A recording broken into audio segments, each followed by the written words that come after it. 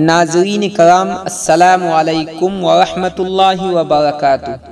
ناظرین، جیسا کہ آپ کو معلوم ہے کہ میں آپ کے خدمت میں بادشاہوں کے واقعات، سبق آموز کہانیاں، شیخ سعدی کے حکایات لے کر آتا رہتا ہوں۔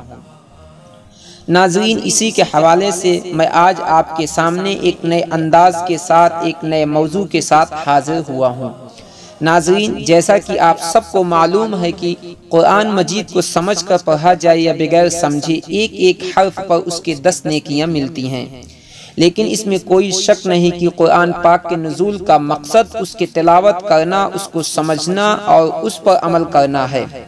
ہزاروں اور لاکھوں بچے قرآن پاک کی تعلیم حاصل کرتے ہیں، لیکن اس کو سمجھتے کتنے ہیں اس کا اندازہ آپ خود کر سکتے ہیں۔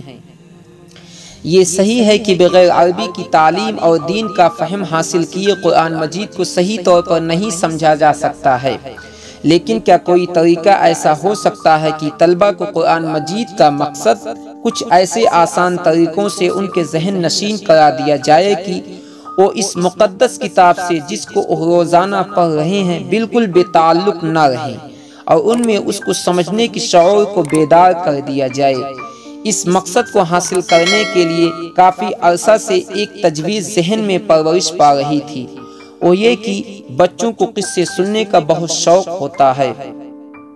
قرآن مجید کی بنیادی اصول، نبیوں کے آنے کے مقاصد اور ان کے قصے، حضور سرور کائنات صلی اللہ علیہ وسلم کی زندگی اور دیگر ضروری امور کو آسان زبان اور قصوں کی صورت میں مرتب کر کے آپ کے سامنے شائع کر دیا جائے گا۔ لیکن آپ کی رائے جاننا ہمارے لیے باعث فخر ہے۔ کمنٹ باکس میں اپنی رائے کا اظہار ضرور دیجیے گا۔ ناظرین، مجھے اجازت دیجیے، ملتے ہیں نئے ویڈیو کے ساتھ۔ السلام علیکم ورحمۃ اللہ وبرکاتہ۔